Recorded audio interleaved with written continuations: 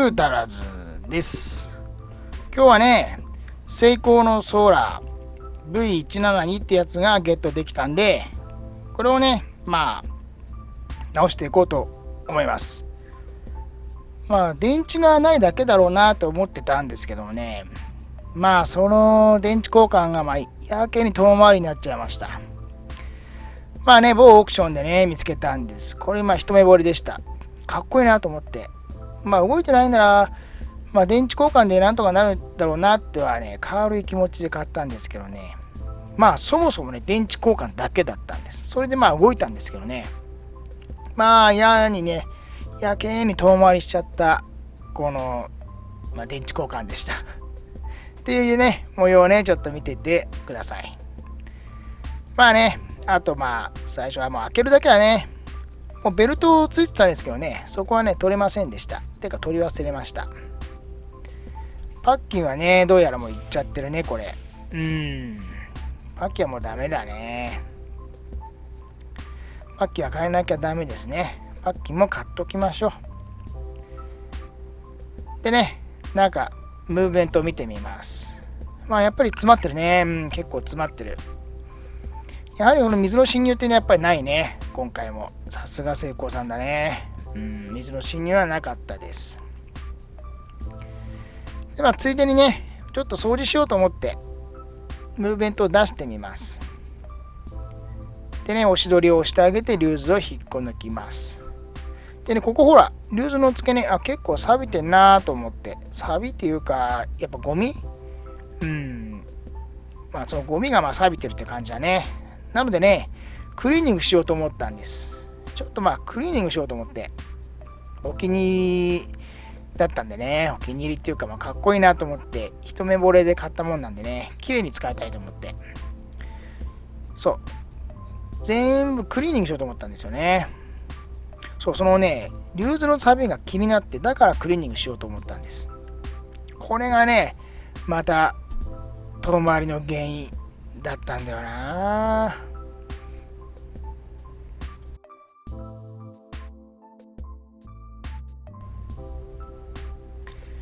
そう、風防も取ったんです。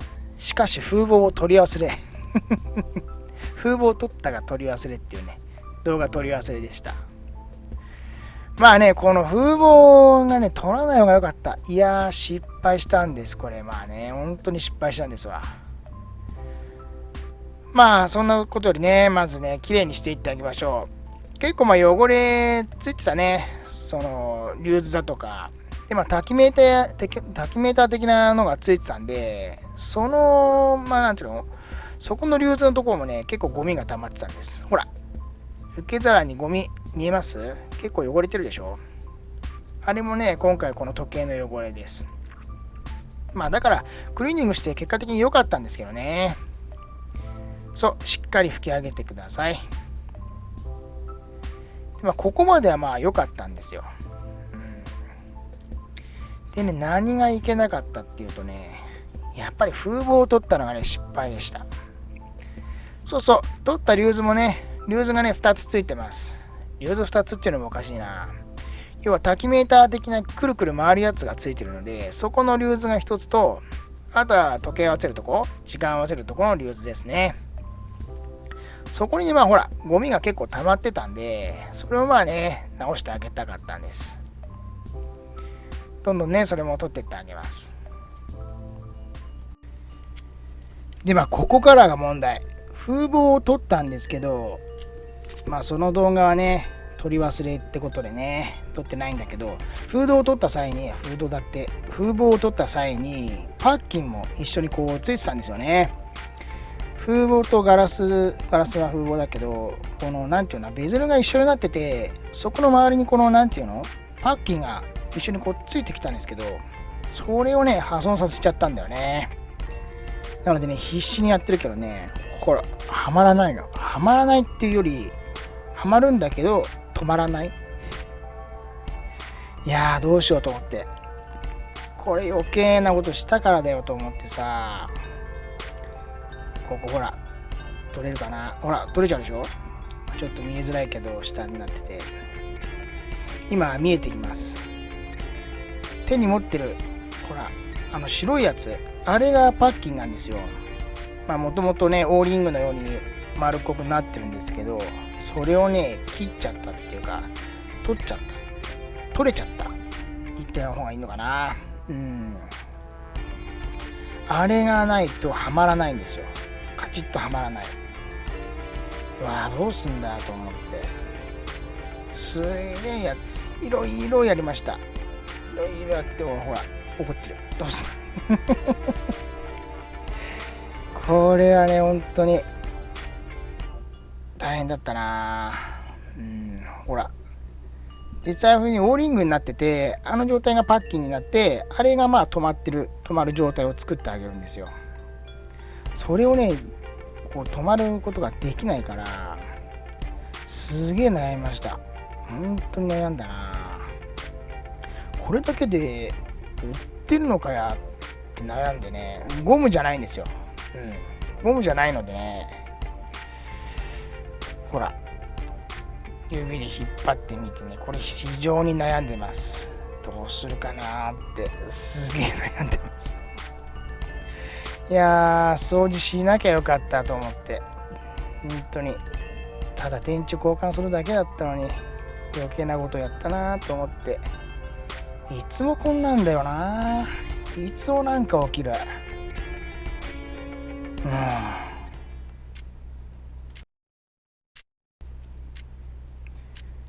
そうなんです。もういいやと思って、もうボンドで止めることにしました。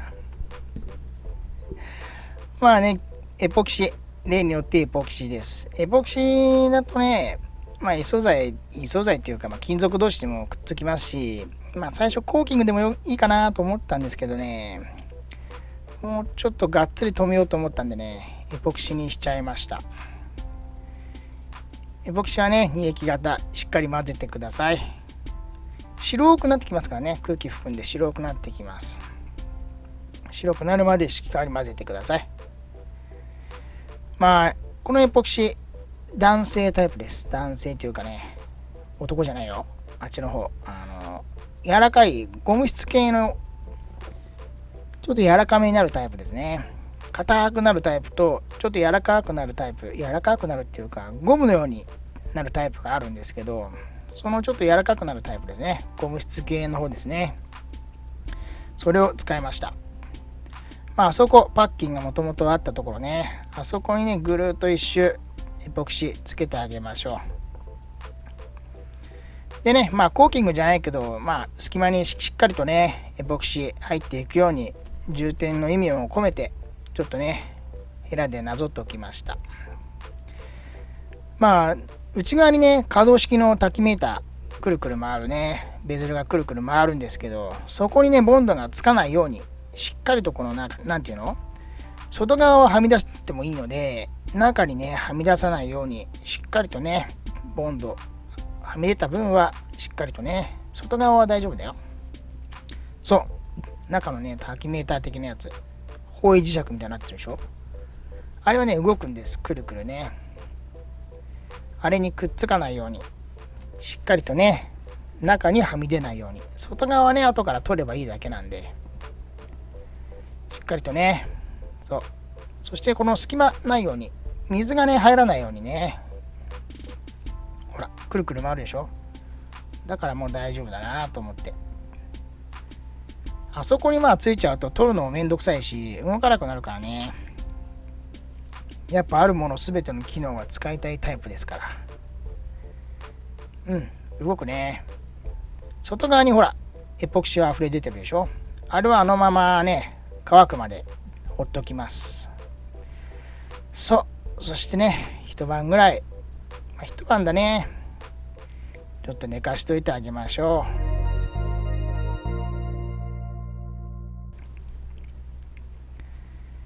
マスキングでね圧着しときました。圧着っていうか巻いてねこうしっかりと圧着するようにマスキングを巻いておきました。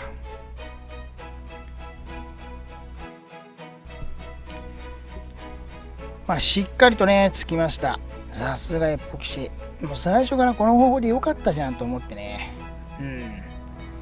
でね周りから溢れたエポキシ、これをね指でね、こすってあげます。そうするとね、ポロポロ取れてきますんで。ほら。やって。でね、細かいところ、そういうところはね、竹串でカリカリやってあげましょう。そうするとね、溢れ出たボンド削れていきます。本当に綺麗になりますから。ほら、取れてくるでしょ。そしてね、しっかりと拭き上げてください。意外とその取れないところ、パーツクリーナーで、直接かけるんじゃなくてね、ウエストにパーツクリーナーつけてあげて、それで拭き上げれば綺麗に取れます。周りは本当に綺麗に取れます。いやー、なんとかついた。ほんとなんとかついたよ。余計にクリーニングしたから、ほんとこういうこと起きるわ。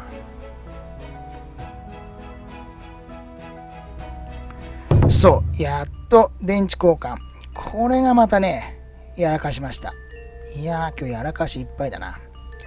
電池の型番が MT920 ってやつなんです。しっかり見たんです。それでね、MT920 ってやつ。その型番のね、電池の型番を買ったんですけどね、届きました。届いたんだよ。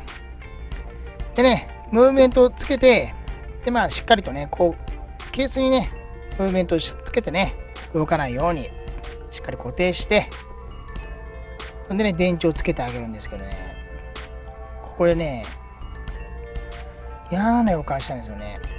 本当に、微妙に嫌な予感したんですよ。ちょっとこれからその全貌が見えてきます。やっぱりソーラーの電池ですからね、2000円ぐらいしました。1個2000円です。そう。金具もついてるでしょ。金具もついてるんです。このタイプ。ちょっとね、金具の形がね、違うの分かりますそう、電池の品番は合ってるんですけど、金の形が金具だって、金具の形が全然違うんですよ。わと思って、これってつくのかやと思って。でね、つけたらね、動いてんだよね。あれ動いてんじゃんみたいな。なんだ関係ねえんかみたいな。金具が当たる部分にはしっかり当たってるし、なんかで一箇所でも変なところに当たってるんですよね。突起物が違うところに出てるから、それが非常に気になったんです。でもね、動いてるからいいやと思って、このまま様子見ます。今ね、パッキンね、注文してますんでね、パッキン来るまで 2,3 日かかるから、その間ちょっと様子見ようと思って。ほら、動いてるでしょ。左側の秒針、あれが秒針ですからね。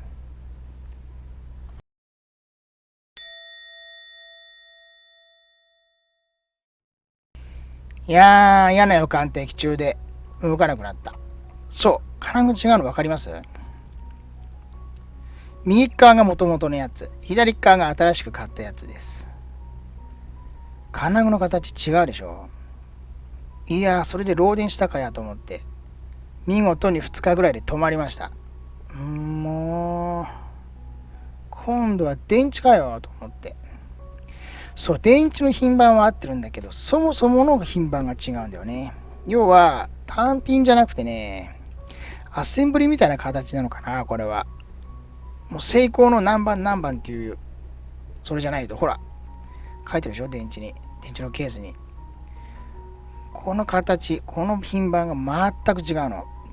そう。だからね、買い直しました。すげえ探した。すげえなかった。しかも電池の品番は違います。だけど金具の形は合ってるんです。そういうのあるんだと思って。そう。これがね、厄介でした。海外モデルだから、電池もなかなかないみたいでね。本当に探した。しかも電池の品番、電池自体の品番はね、違います。そりゃわかんねえよと思って。素人じゃわかんねえって。でもね、無事に、なんとか無事に動いた。いやー、今回はね、この時点でぐったりでした。風防つかねえのから始まって電池も違うでしょ。しかもこれ電池2個買ってるからね。本当にさ。またね、これ今直してるやつが同じ形状だったんです。それを2つ買ったんですよ。だからまた2つ買い直し。うわと思って。無駄に4000円払ったな。そう、パッキンはね、来ましたよ。パッキン来ました。パッキンもね、サイズあります。まあ、そりゃそうか。しかもね、厚さもあるのでね、その辺ちょっと気をつけてください。パッキンにはね、シリコンオイル、シリコングリスが塗布されてます。塗布してね、つけてあげましょう。いやー、疲れた。マジで。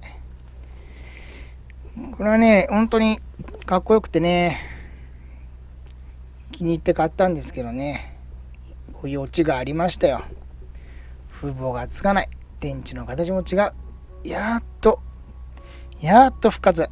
すごい疲れたな、今回は。勉強になりました。でね、秒針ずれてます。秒針はね、クロノグラフなんで、ストップウォッチになってますんでね、止まってる位置がちょっとずれてるんでね、その辺はネットに説明書転がってます。それでね、修正してあげました。ほら、治ったでしょ。あの辺は簡単だったな。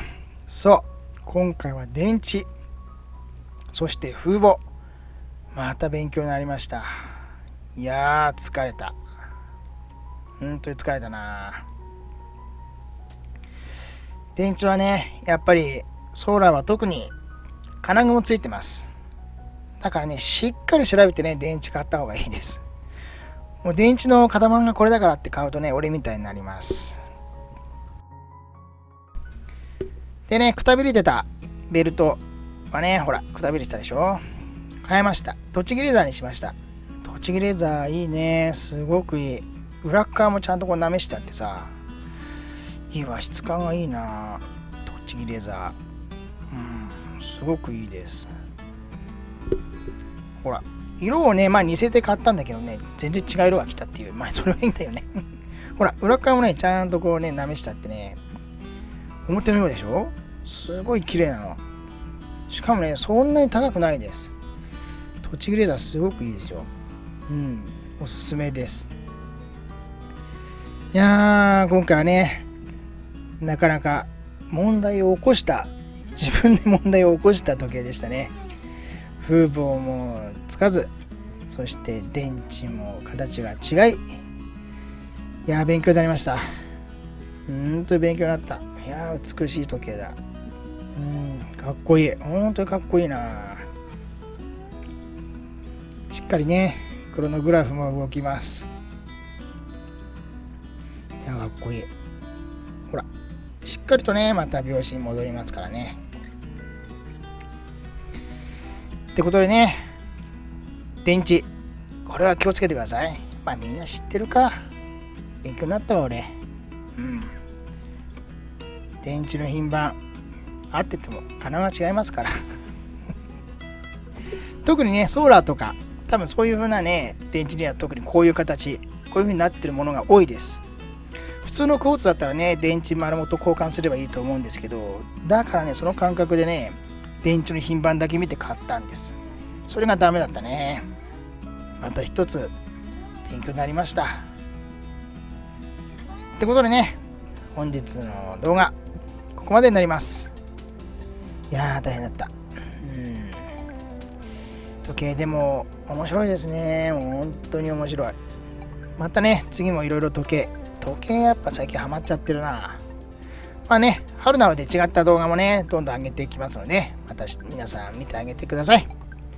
本日もご視聴ありがとうございました。よろしければグッドボタン、チャンネル登録よろしくお願いします。ありがとうございました。